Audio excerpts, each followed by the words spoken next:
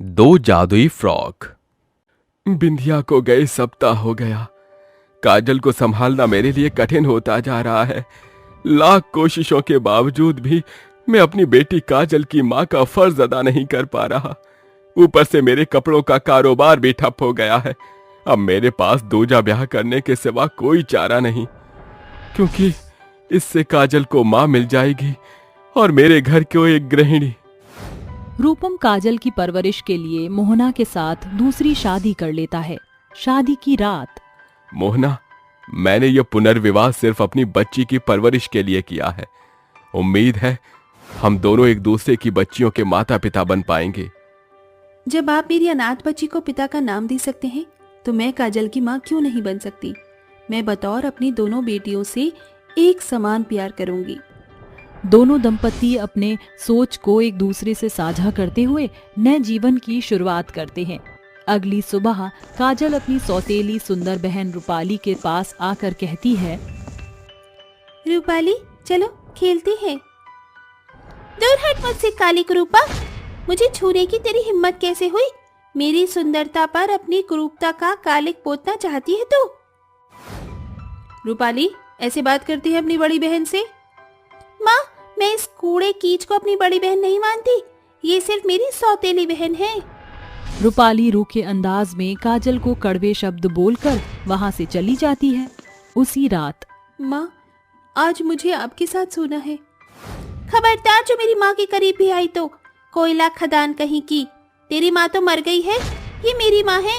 काजल रोते बिलखते अपने पिता के पास चली जाती है और मोहना रूपाली से कहती है, रूपाली, इतनी आतुरता भली नहीं बिटिया।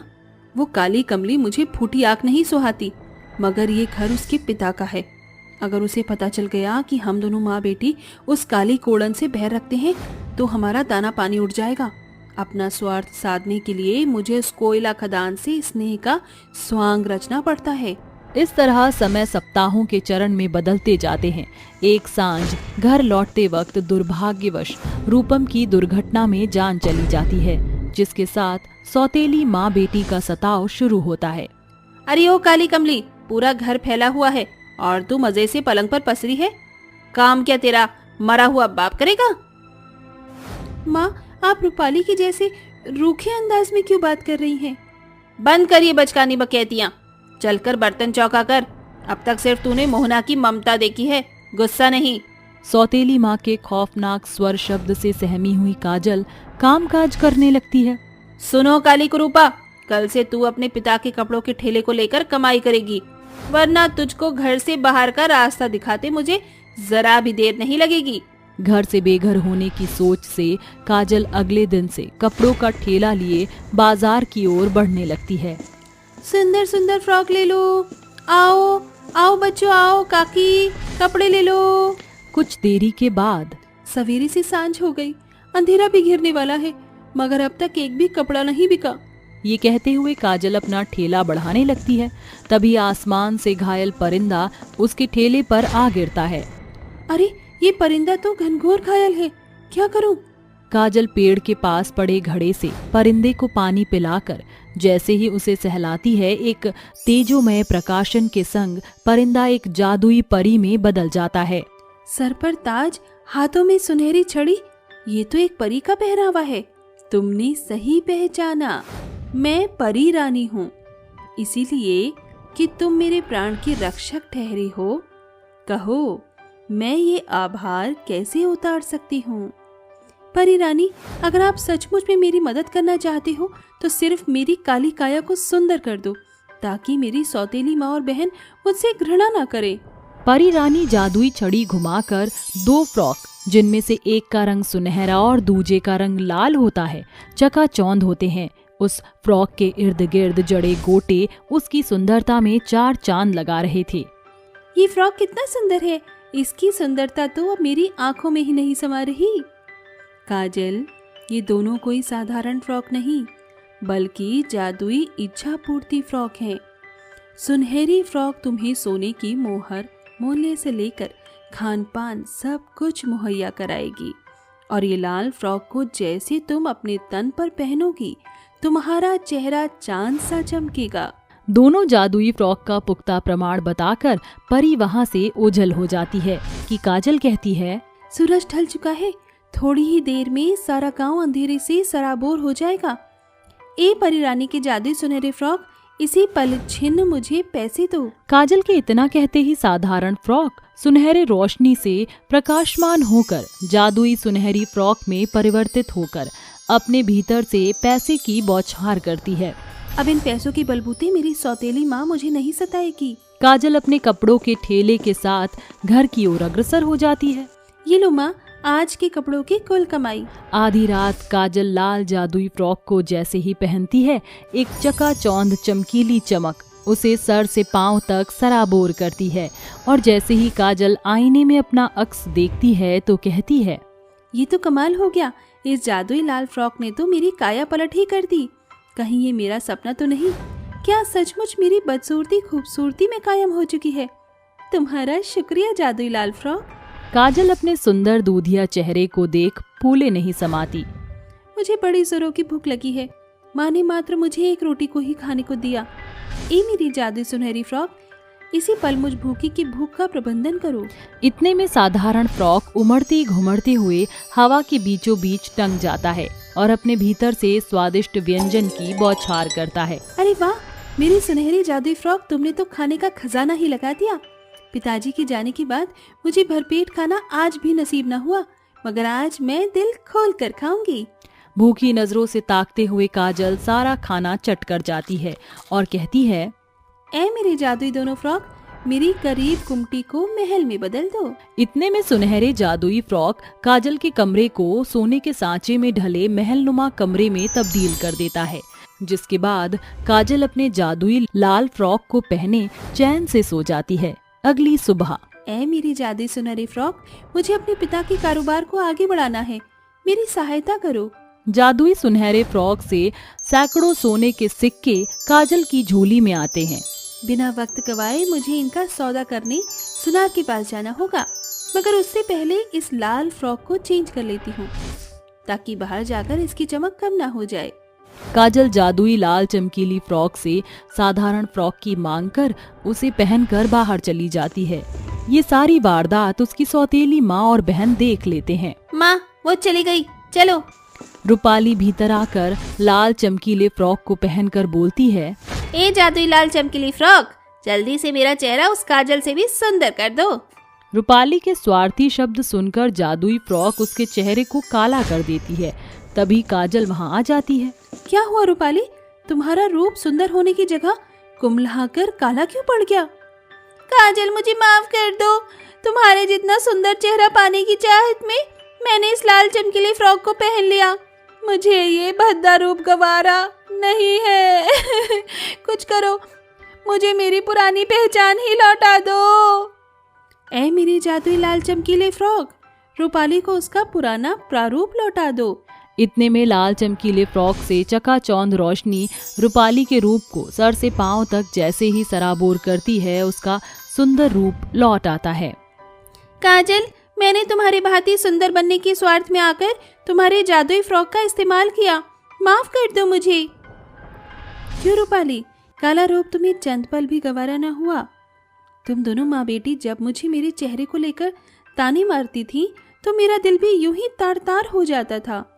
काजल की कड़वी बातों से स्वार्थी सौतेली माँ बेटी का सिर नीचे झुक जाता है, जिसके बाद वह अपने बुरे रवैया में सुधार ले आती है और काजल का जीवन जादुई फ्रॉक की बदौलत फर्श से अर्श पर पहुंच जाता है। भिखारिन बहू का दर्द। बहुत जोर से बारिश हो रही थी, सभी अपने घरों में आराम कर रहे थे। तभी इतनी बारिश के चलते एक झोपड़ी के अंदर एक भिखारन चंदा अपने छोटे बच्चे को सूखे चावल खिला रही थी। वहीं दूसरी तरफ उस बेचारी की सास कमला बुखार में पड़ी हुई थी। तभी कमला अपनी बहू चंदा से कहती है, अरे बहू, अब मुझसे और बर्दाश्त नहीं हो रहा। तू क्यों मेरे पीछे अपनी जिंदगी बर्बाद कर रही है? जा और इन बच्चों को कहीं अच्छी जगह ले जा।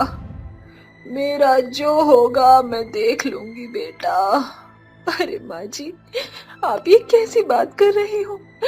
आप मेरी जिम्मेदारी हो और मैं आपको छोड़कर कहीं नहीं जाऊंगी। पिछले जन्म में मैंने जरूर कोई अच्छे काम ही किए होंगे, तभी मुझे तेरे जैसी बहू मिली। लेकिन अफसोस मेरा बेटा आज हमारे साथ मौजूद नहीं तो हमें इतने कष्ट उठाने नहीं पड़ते। कोई नहीं माँ जी, ऊपर वाला जो भी करता है बहुत सोच समझ कर करता है। आज अगर बुरे दिन है तो अच्छे दिन भी जरूर आएंगे। चंदा पूरी रात अपनी सास के सिर पर ठंडे पानी की पट्टी लगाकर उनका बुखार उतारने की कोशिश करती रहती है। अगले दिन जैसे ही सवेरा होता है, बेचारी चंदा रेड लाइट पर भीख मांगने चली जाती है। अल्लाह के नाम से दे दो बाबा, ऊपर वाला तुम्हारे ऊपर रहम बरसे। 2 दिन से खाना नहीं खाया है, गरीब लोगों की मदद करो, गरीबों की दुआ लगेगी, अल्लाह के नाम पर दे दो। बेचारी चंदा रेड लाइट पर खड़ी हुई गाड़ियों के पास जाती है और उनसे भीख मांगने लगती है। कुछ गाड़ियों के अंदर अच्छे लोग होते हैं जो उसे कुछ पैसे दे देते हैं, बाकी तो बिना उसकी बात सुने वहां से चले जाते हैं। दिन भर भीख मांग मांग कर बेचारी चंदा अपनी सास कमला के लिए दवाई लेकर आती है, लेकिन जैसे ही वो शाम को घर पहुंचती है, उसके सास भगवान को प्यारी हो जाती है। माँ जी, उठो ना माँ जी, ये आपको क्या हो गया? उठो ना माँ जी, उठो।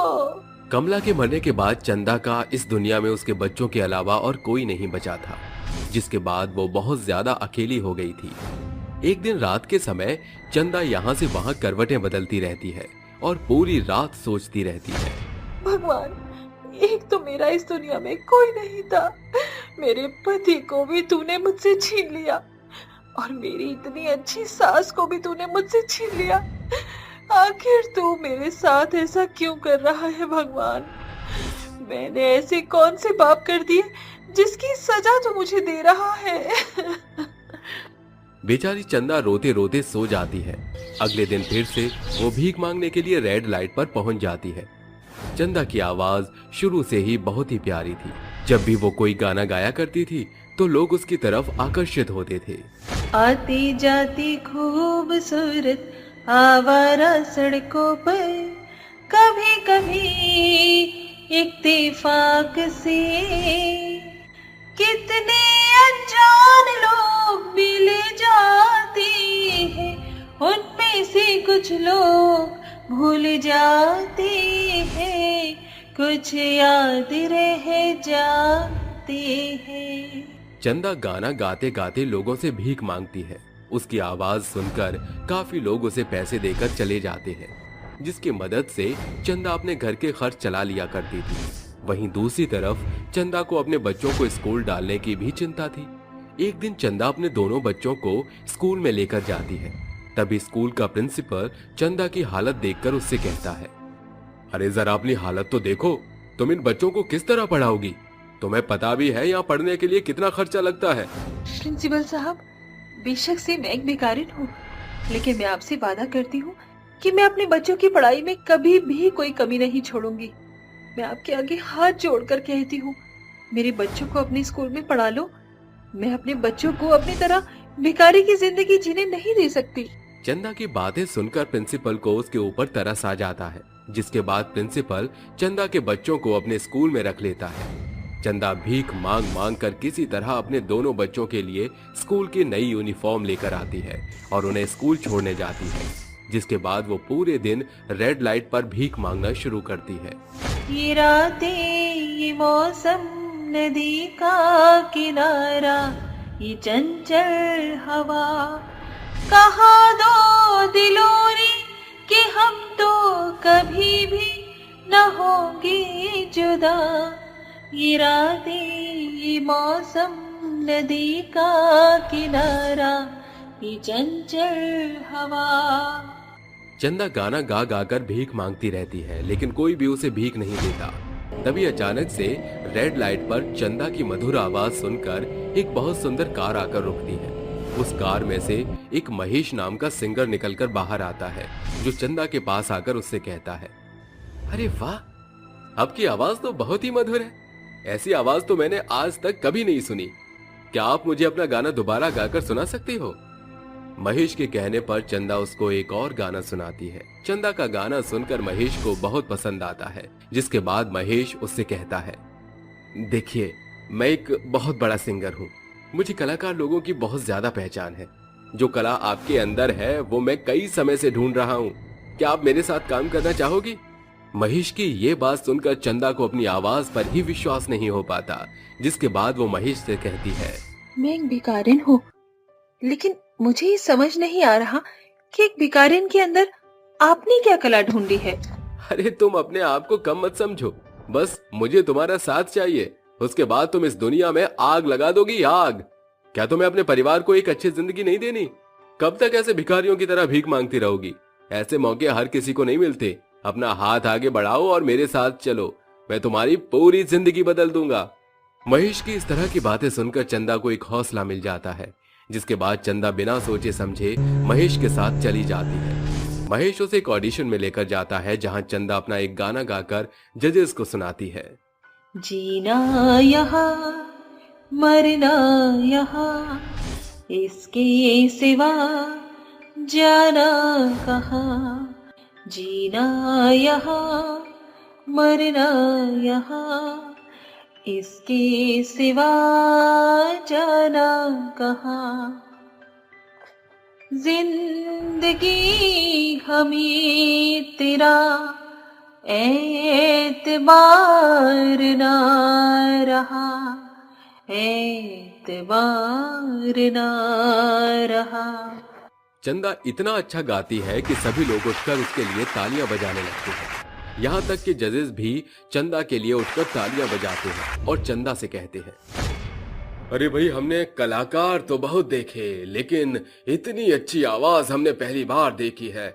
आप इस ऑडिशन की विजेता हैं।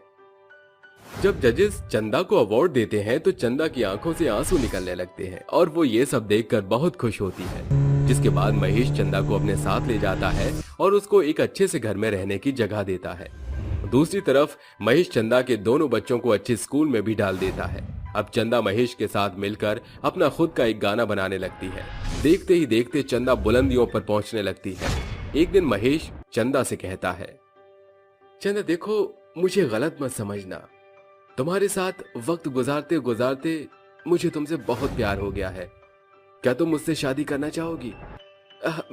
मैं तुम्हारे साथ साथ तुम्हारे दोनों बच्चों को भी अपनाता हूँ।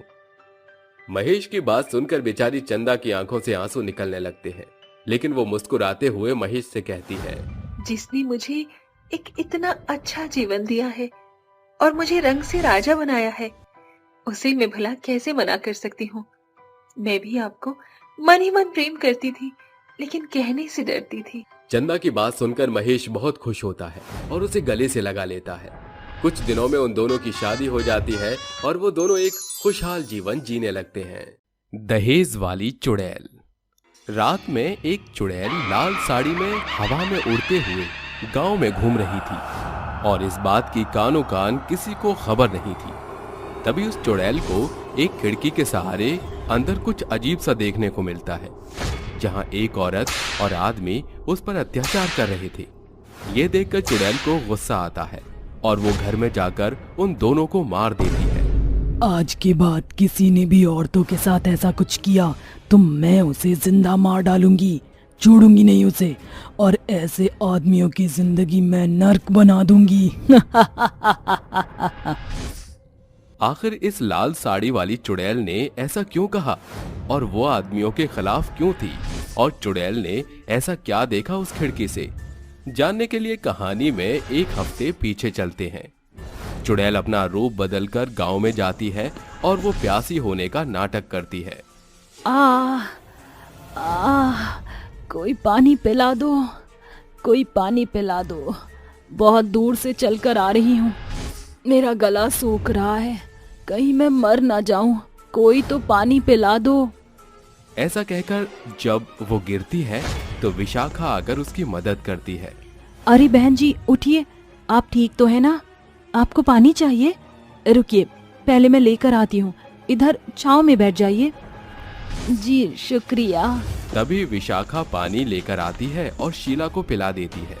मुझे और पानी पीना है, और लेकर आइए। लगता है आपने काफी देर से पानी नहीं पिया है, मैं और लाती हूँ। विशाखा और पानी लाती है और शीला को पिलाती है।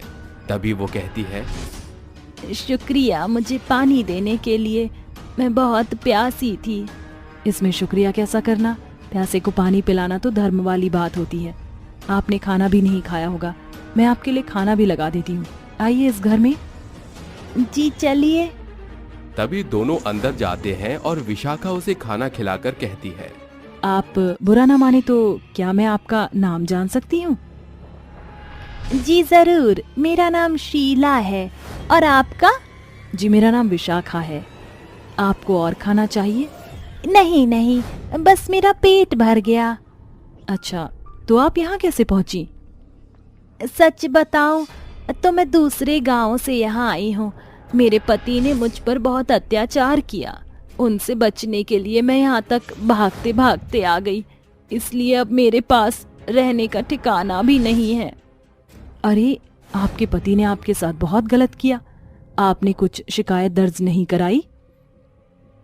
मौका ही नहीं मिला ये सब करने का, बस उसके अत्याचार सहती गई, फिर भाग निकली। शुक्र है उस हैवान पति से आपकी जान तो बची। पर आप डरिए मत, आपके रहने का इंतजाम मैंने कर दिया। अब से आप मेरे पास रहेंगी। कुछ देर बाद विशाखा का पति केतन घर आता है तो शीला के बारे में पूछता है। विशाखा बता देती है, फिर दोनों बैठकर खाना खाते हैं। इस तरह चुड़ैल से शीला बनकर विशाखा के साथ वो रहती है।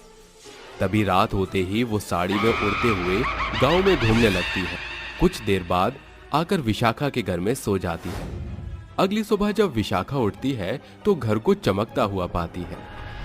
अरे, ये घर इतना चकाचक कैसे हो गया?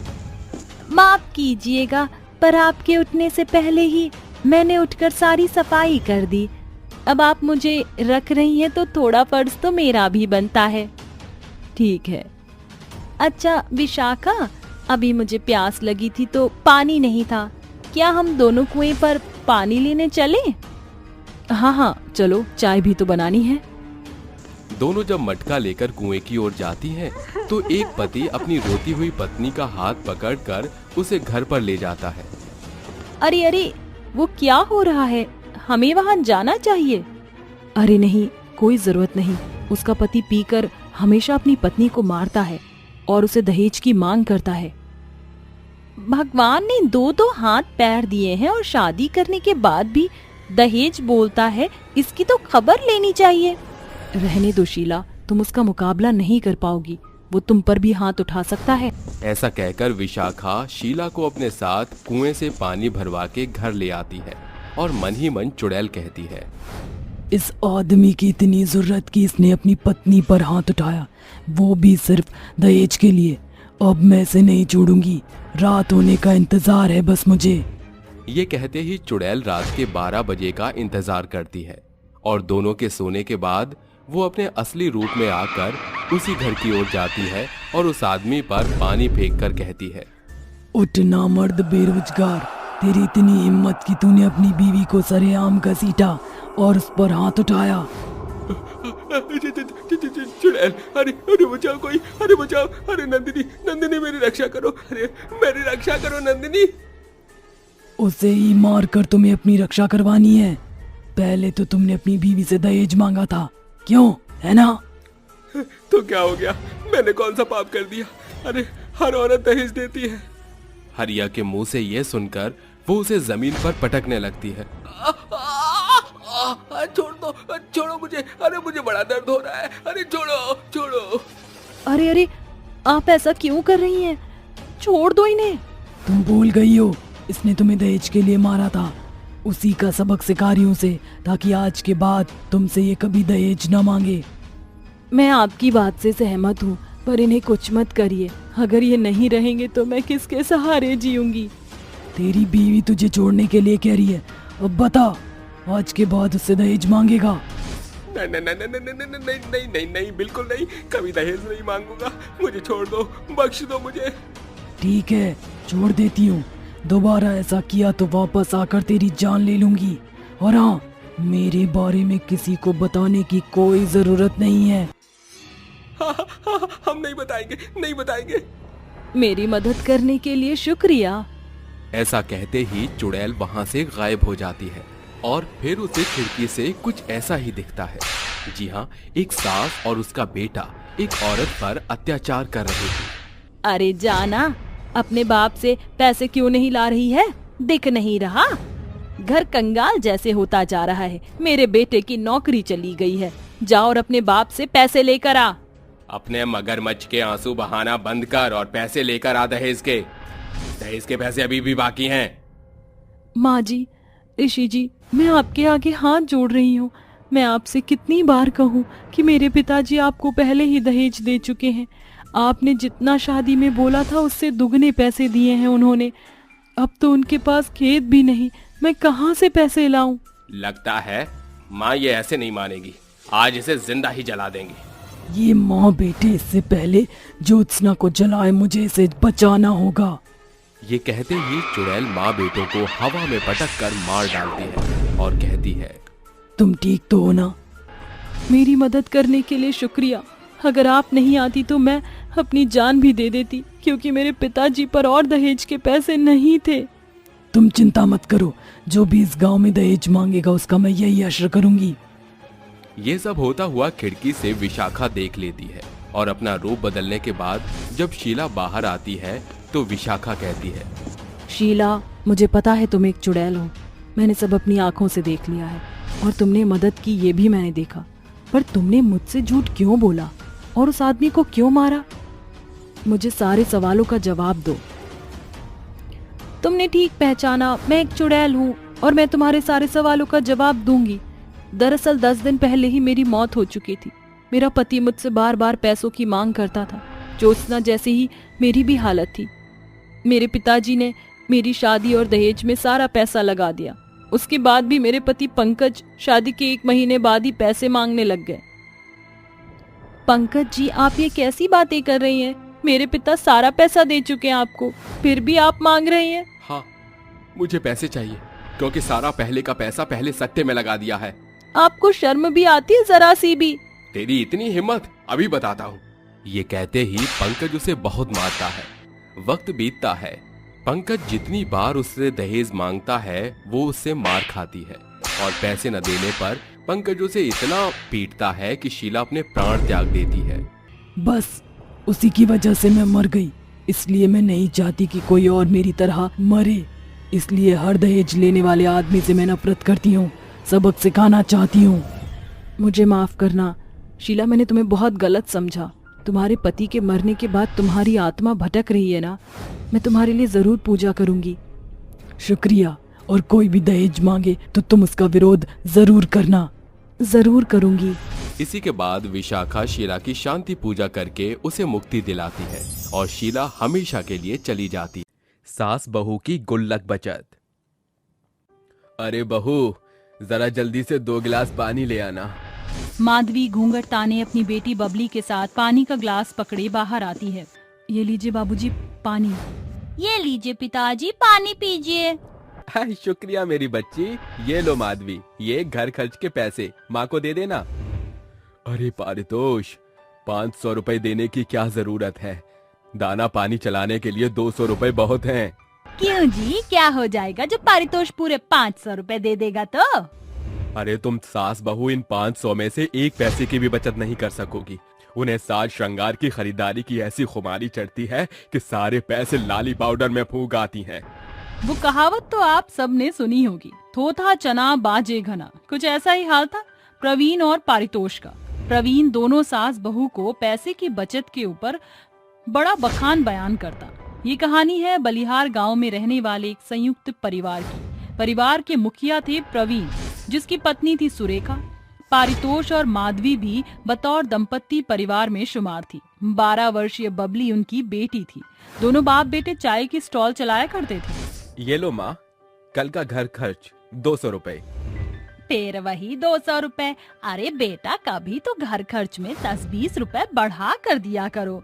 अब महंगाई के इस दौर में 200 रुपए में 2 वक्त का खाना जुटना भी भारी पड़ता है। मगर हम सास बहू, उसमें भी तुम बाप बेटों को भरसक दोपहर का भोजन भी खिलाते हैं। माँ, पिताजी ने साफ तौर से मना किया है।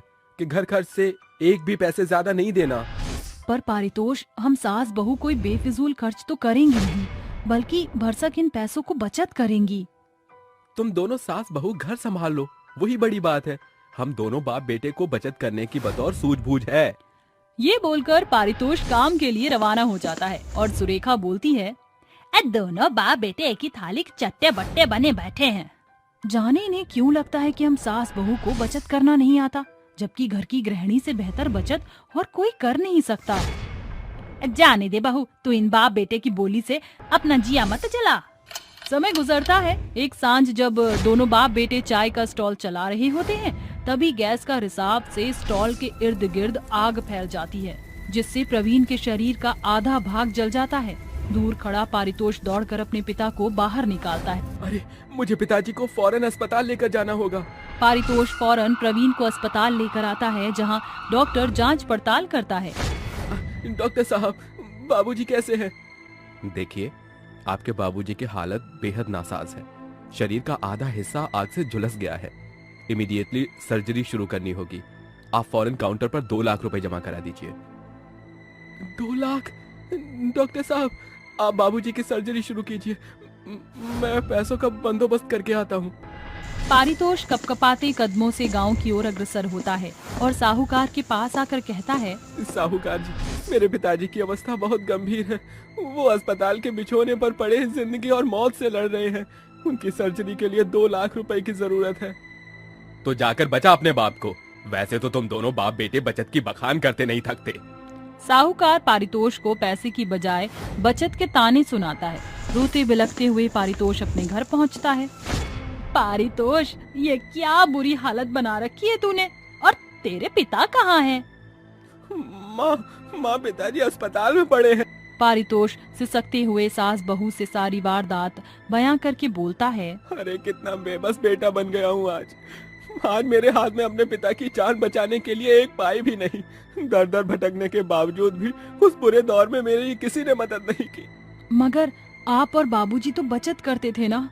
हम बाप बेटे पैसे बचाने की भरसक कोशिश करते थे, मगर वो बचत बढ़ने से पहले ही खर्च हो जाते थे।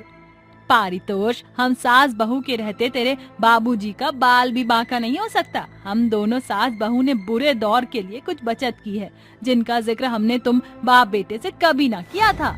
दोनों सास बहू पारितोष के साथ रसोई घर का रुख करती हैं।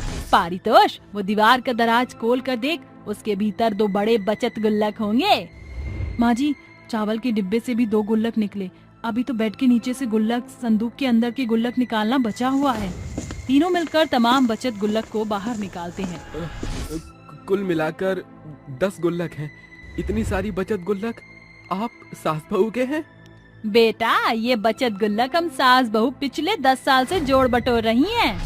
तमाम गुल्लक तोड़कर तीनों पैसे गिनना शुरू करते हैं। उसके भीतर तकरीबन 2 लाख से ज्यादा रुपए होते हैं। दर्शकों, आइए देखते हैं कि आखिर कैसे सास बहू ने गुल्लक से इतनी बड़ी बचत की। सुरेखा ने अपने बेटे का ब्याह माधवी से किया। शादी के 1 सप्ताह बीत गए थे। माँ जी, जब मैं इस घर में बहू बनकर आई हूँ, मैंने गौर किया है कि ये और ससुर जी कोई सेविंग नहीं करते। जो कमाते हैं वो रोजाना उड़ा देते हैं। बहू, मैं तो बोल बोल कर थक चुकी हूँ, मगर इन बाप बेटे से बचत होती ही नहीं। माँ जी, बुरे दौर के लिए बचत करना बेहद जरूरी है। अगर एक गृहिणी चाहे तो वह घर खर्च में से घर चलाकर पैसे भी बचा सकती है। बहू, ये तो 47 के सन का दौर नहीं, जब घर का दाना पानी मात्र 10 रुपए में चल जाता था। महंगाई बुलंदियों पर है, ऐसे में हम सास बहू बचत कैसे करेंगे? माँ जी, घर चलाना एक गृहिणी के बस में है। माना कि आज के महंगे दौर में 10 रुपए में घर चलाना संभव नहीं, मगर 200 रुपए से घर का दाना पानी चलकर बचत करना आसान है। जो साग सब्जी हम सवेर को महंगे दर पर खरीदते हैं, जरा सा सांझ ढलते उसका दाम घटकर आधा हो जाता है। राशन, फल, सब्जियां से छोटी छोटी बचत करके कल आने वाले बुरे दौर में बड़ा जोड़ बन सकती हैं।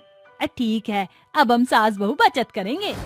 हर एक दिन मिलने वाले घरेलू खर्च से सास बहू बचत करना शुरू करती हैं। प्रत्येक वर्ष वह बचत से 1 गुल्लक भरपूर करती। इसी बीच माधवी एक बेटी को जन्म देती है। अब 5 साल का पड़ाव पार हो चुका था।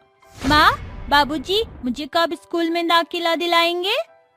बबली, तुम जाकर बाहर खेलो, मुझे तुम्हारे बाबूजी से बात करनी है। बबली के बाहर जाते ही माधवी बोलती है, सुनो जी, बबली बड़ी हो रही है, उसको स्कूल में दाखिला दिलाना होगा। अरे करा दूंगा दाखिला, उम्र थोड़ी बीती जा रही है। पारितोष बातों से बचकर निकलकर चल देता है। देखा माँ जी, वैसे तो ये और बाबूजी बचत की बड़ी बड़ी डींगे हाँकते नहीं थकते, मगर बेटी के दाखिले के लिए पास में एक पाई नहीं। बहू, कतनी और करनी में जमीन आसमान का अंतर होता है। हमने जो बचत की उसी से बबली को दाखिला दिला देते हैं। गुजरते समय के साथ दोनों सास बहू की गुल्लक बचत बढ़ती गई। देखते ही देखते 10 साल का पड़ाव पार हो गया। इस तरह हर एक साल हम सास बहू के बचत से एक बड़े गुल्लक भरते और भरते गए। क्या मालूम था कि हम सास बहू ये बचत तेरे बाबूजी को बचाने के लिए जोड़ बटोर रहे हैं। तीनों अस्पताल में जैसे पैसे जमा करते, फौरन सर्जरी शुरू होती है। कुछ देर बाद बधाई हो, सर्जरी सक्सेसफुल रही, आप उनसे मिल सकते हैं। तीनों एक साथ प्रवीण के पास आते हैं। अरे पारितोष, जब हम बाप बेटे ने कोई बचत नहीं की तो सर्जरी के पैसे कहाँ से आए? पिताजी, वो पैसे माँ और माधवी के बरसों की गुल्लक बचत से आए हैं। क्या? मेरी सास से तुम दोनों सास बहू की देन है। अगर तुम गुल्लक बचत न करती तो आज मैं सांसें न ले रहा होता, बल्कि शव बन चुका होता। पुरनियों ने 100% सच कहा है, घर की गृहिणी से बड़ी बचत और कोई नहीं कर सकता।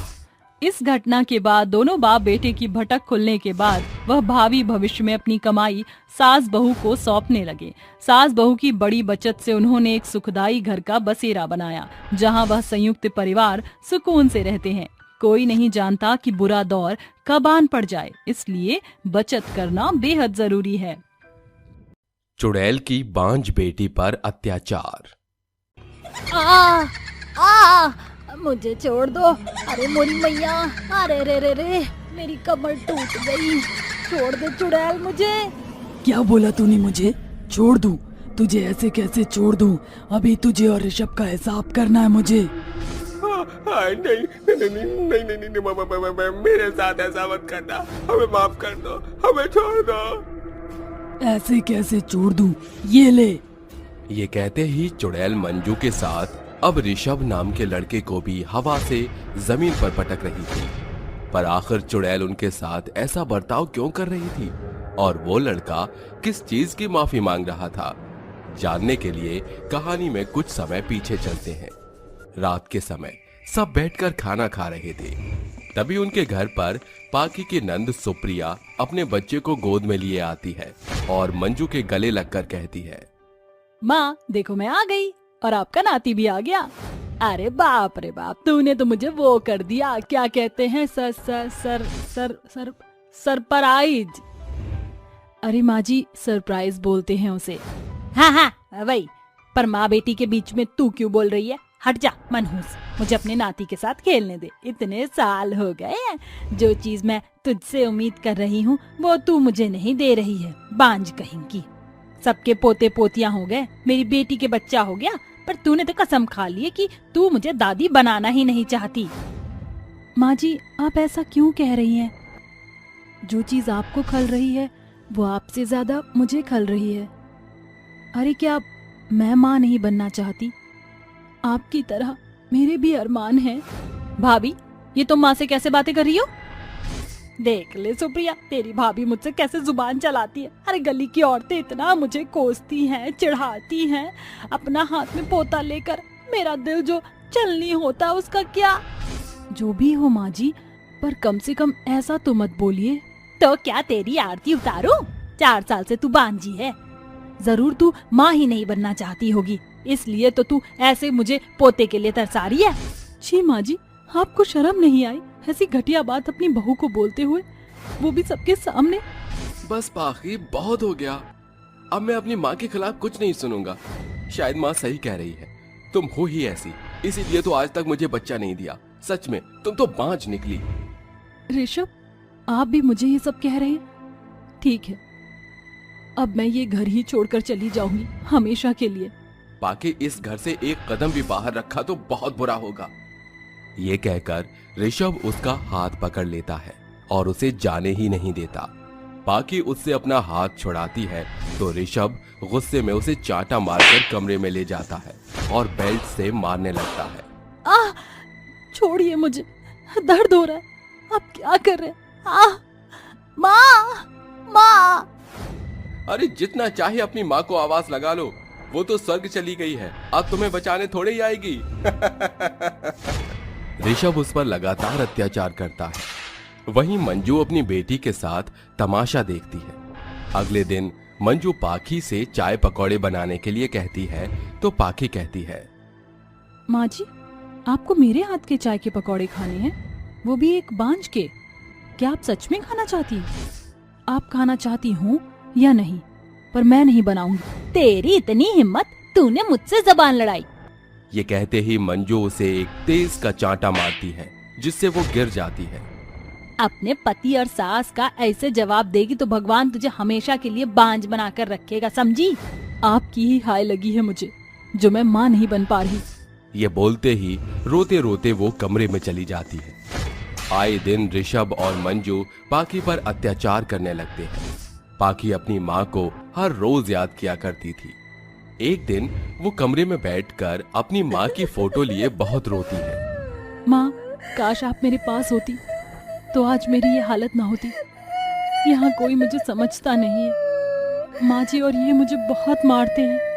पाखी रोते हुए इतना कहती ही है कि इतने में उसकी खिड़की से उसके कमरे में एक रोशनी आती है और एक चुड़ैल उसके सिर पर हाथ रखकर कहती है, बेटा, मैं आ गई हूँ, अब तो ऐसे निराश मत हो। सबसे बदला लूंगी। इन दोनों ने तुझ पर जो अत्याचार किया है, अब वो इन पर ही भारी पड़ेगा।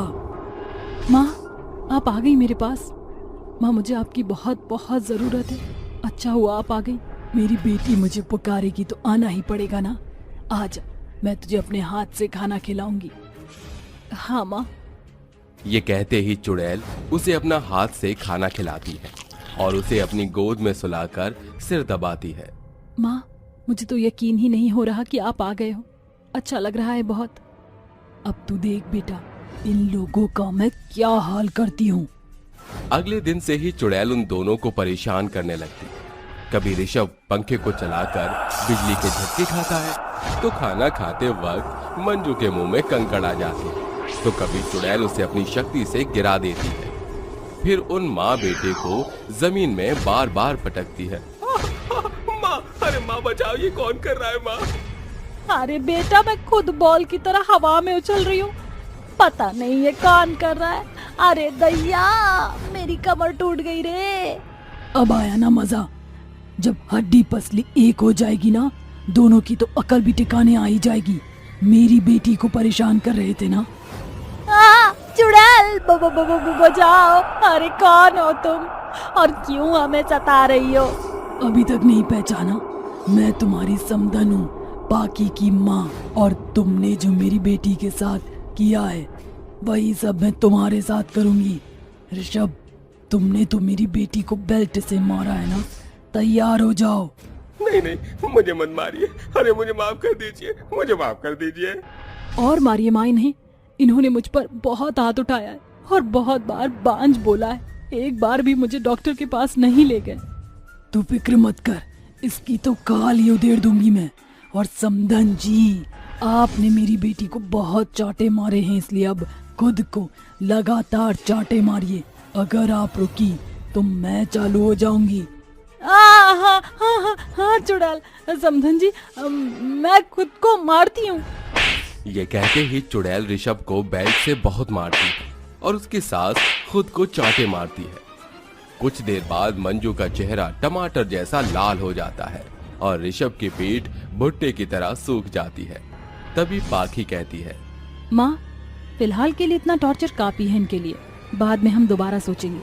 नहीं नहीं बहू, हम तुम्हारे पैर पड़ते हैं, हमें माफ कर दो। अब हमें मत मारना, मैं तुमसे माफी मांगती हूँ। पर मेरी बेटी तुम्हें माफ नहीं करेगी और ना ही मैं।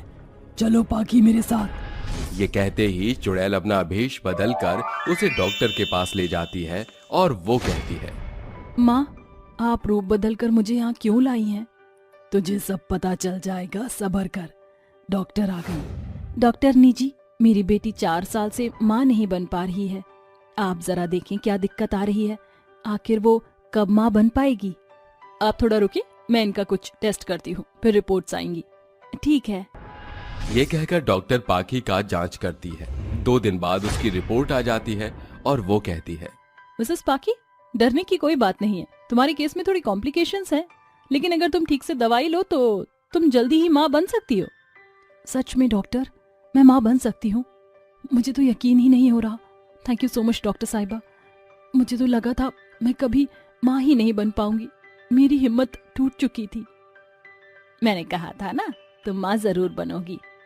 पाकी, अब तुम ध्यान से अच्छा संतुष्ट खाना खाना और दवाई लेना, और कोई टेंशन मत लेना। जी डॉक्टर।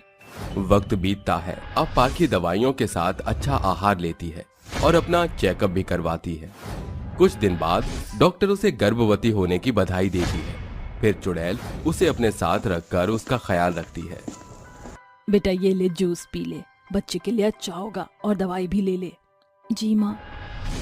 शुक्रिया माँ, अगर आप नहीं आती तो शायद मैं कभी माँ नहीं बन पाती। ना ना बेटा, ऐसा नहीं कहते। समय गुजरता है और 9 महीने बाद पाकी को प्यारा सा बेटा होता है, जिसे लेकर वो कहती है, माँ देखो माँ, मैं माँ बन गई। अब तो मैं बांझ नहीं हूं ना। माँ देखो मेरा प्यारा सा बेटा ऋषभ, देख लीजिए आपका बेटा हुआ है। सच में? अरे लाओ लाओ, मुझे दो। अरे राम, मेरा पोता आ गया। ला बहू, मुझे से गोद में उठाने दे। नहीं, मैं अपना बच्चा आप दोनों को नहीं दूंगी। मैं यहाँ से हमेशा के लिए जा रही हूँ।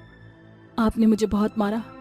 अगर माँ ने मेरा इलाज नहीं कराया होता और मेरा ख्याल नहीं रखा होता तो शायद आपको ये पोता देखने को ही नहीं मिलता। हाँ, मेरी बेटी ने बिल्कुल ठीक कहा। अकेले ही सही पर पाकी तुम्हें अपना बच्चा नहीं देगी, अकेले पालेगी। चल बेटी, यहाँ से चलते हैं। तुम लोगों ने तो जानवरों की तरह मेरी बेटी पर अत्याचार किया, थोड़ी सी कोशिश भी नहीं की मेरी बेटी के लिए। ये कहकर दोनों हमेशा के लिए घर छोड़कर चली जाती हैं। फिर चुड़ैल उसे सुरक्षित जगह ले जाती है।